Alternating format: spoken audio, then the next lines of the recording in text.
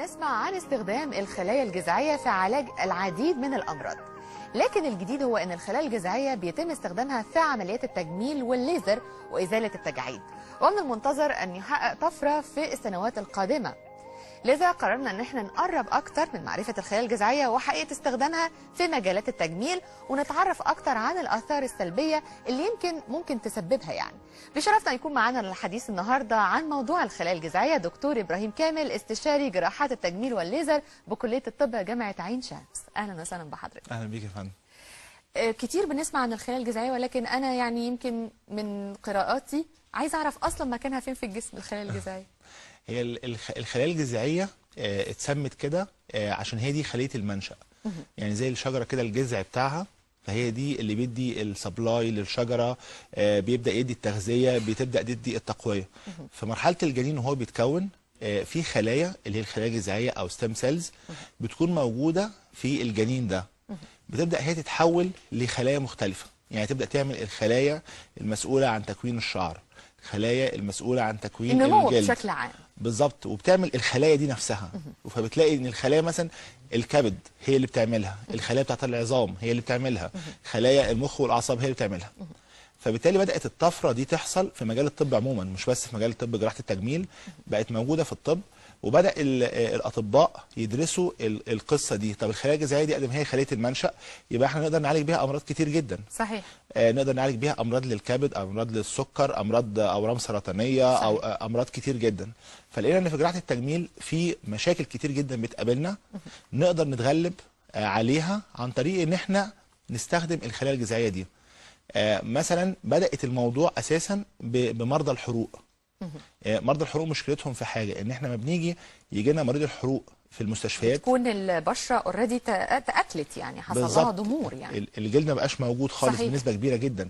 في مرضى بيجوا عندهم نسبه حرق بتوصل 60-70%، بتبقى تعتبر كارثه طبيه ان هو يبقى عنده نسبه حرق 60-70%. فبالتالي بدأنا ندرس الموضوع. طب احنا ممكن نيجي نعوض ده ان احنا نعمل خلايا جذعيه ونحضر الجلد بتاع الانسان ده، فبالتالي نقدر نغطي المساحات دي، لان ربنا سبحانه وتعالى خلق الجلد عشان يحمي الجسم من الداخل عن طريق انه ما يفقدش اي سوائل او بروتين او اي حاجه ثانيه.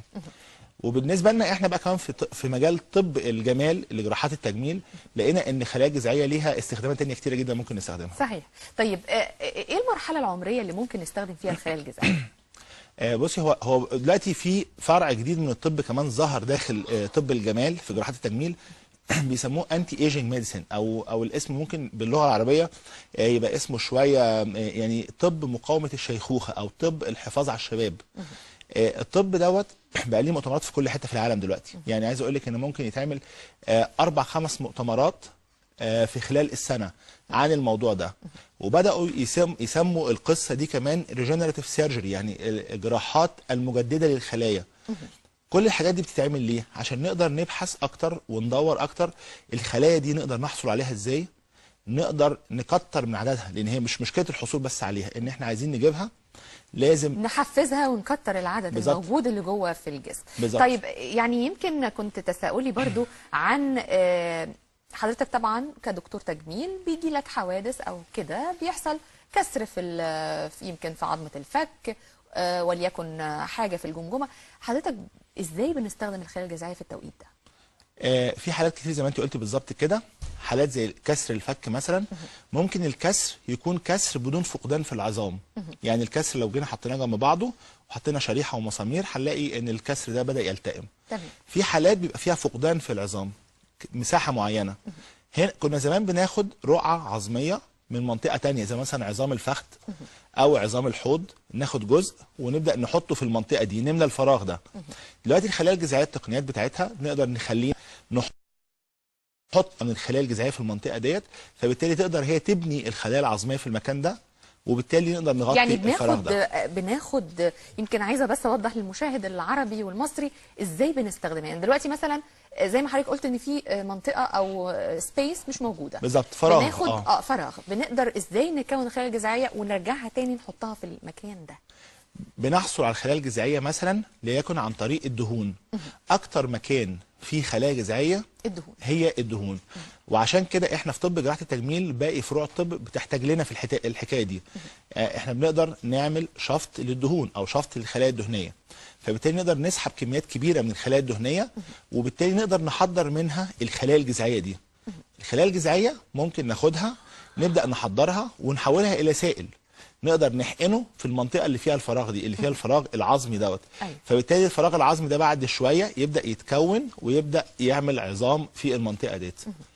التقنيه دي لما بتنجح او هتنجح ان شاء الله في المستقبل القريب، هي طبعا نجحت على مستوى التجارب ونجحت في بعض الحالات الاكلينيكيه، ده هيخلي باقي فروع الطب تقدر تستخدم الخلايا الجذعيه في حقنها في الاماكن اللي فيها امراض زي مثلا زي السكر. صحيح. تتحقن في البنكرياس، في الكبد، تتحقن في الكبد، حتى كمان في مجال الاعصاب. طبعا خلايا الاعصاب ما بتتجددش، لكن لما يجي يقدر الطب يوصل لانه يحقن الخلايا الجذعيه في مثلا النخاع الشوكي، ده بيحل مشاكل كبير جدا في المستقبل. هي طبعا لسه ما حصلتش للناس اللي مثلا لا قدر الله حصل عندهم شلل او حاجه نتيجه ان النخاع الشوكي حصل فيه مشكله. فبالتالي الامل كبير قوي في ان يحصل تجديد الخلايا الجذعيه. بالظبط. ظهرت امتى التقنيه دي؟ يعني تقريبا موجوده، يمكن انا سمعت عنها من فتره قريبه جدا، ما بالظبط. كانتش كل يعني الاطباء بيعرفوها. لكن هي ظهرت امتى تقريبا؟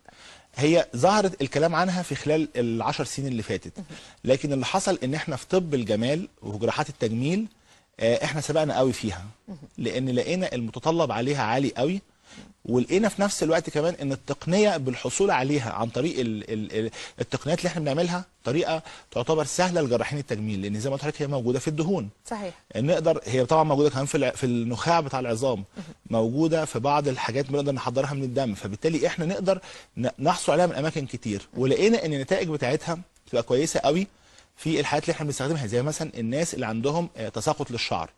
في حالات كتير قوي بتيجي مثلا سيدات او رجاله كمان شعرهم خفيف جدا وفي منطقه يعني الصلع او كده، نقدر نستخدم التقنيه دي لطلوع الشعر تاني. بالظبط، بس هي مش لعلاج الصلع الرجالي، هي للتقنيات تساقط الشعر نتيجه ست مثلا حملت مره او كذا مره وحصل عندها تساقط في الشعر.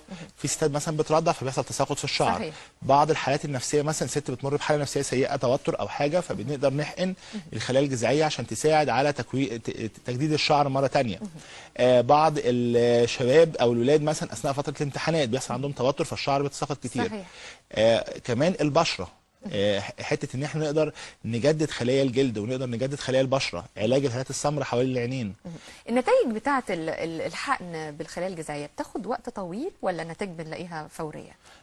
في خلال، يعني هو الكورس بتاع الحقن ممكن نحقن من 4 مرات ل5 مرات الخلايا الجذعيه بالتقنيه اللي احنا بنتكلم عنها، اللي هي التقنيات الحديثه دلوقتي، وتحضيرها في نفس الوقت ما بياخدش وقت غير 2 أو 3، وبعد كده نقدر نحقنها، فبنلاقي النتيجه بتظهر في خلال الشهر اللي بعد العمليه، 3 أسابيع تقريبا بعد الحقن. تعتبر يعني فتره مش كبيره. نتيجه كويسه طبعا. وعايز اقول لك ان نسبه نجاحها بتوصل اب تو 75%، يعني نسبه كبيره، نسبه كبيره جدا طبعا. نسبه أكيد. كبيره جدا. طيب الشركات، طبعا شركات التجميل اتجهت برضو لقيام بعض الشركات بوضع الخلايا الجذعيه في منتجاتها. بالظبط. ايه حقيقه المنتجات دي؟ هي فعلا بيبقى موجود فيها؟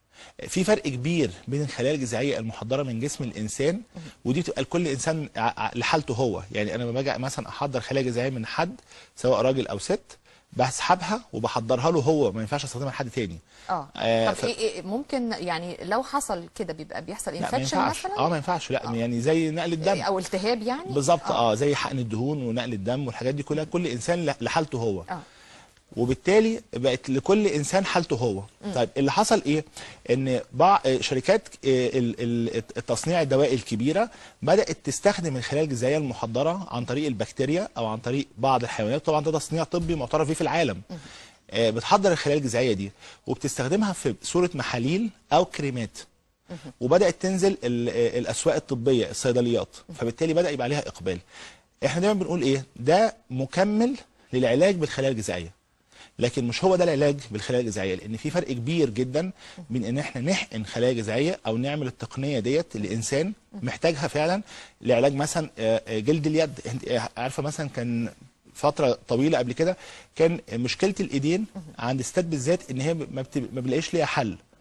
مشكله الايدين من ناحيه مثلا النمش او يعني التجاعيد، النمش، ظهور الاورده فيها، ظهور بقع فيها، ما كانش ليها حل؟ كريمات او عن طريق استخدام الليزر مثلا.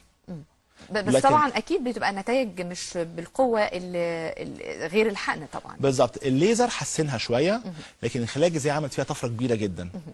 وكنا بنلاحظها كمان، حتى كمان عارفه بالنسبه للفنانات اللي هي مهتميه قوي ببشره الجلد، وبنلاقي الايد فيها مشكله، فدايما كانت الايدين تبقى باينه قوي فيها مراحل السن المتقدمه. بالظبط.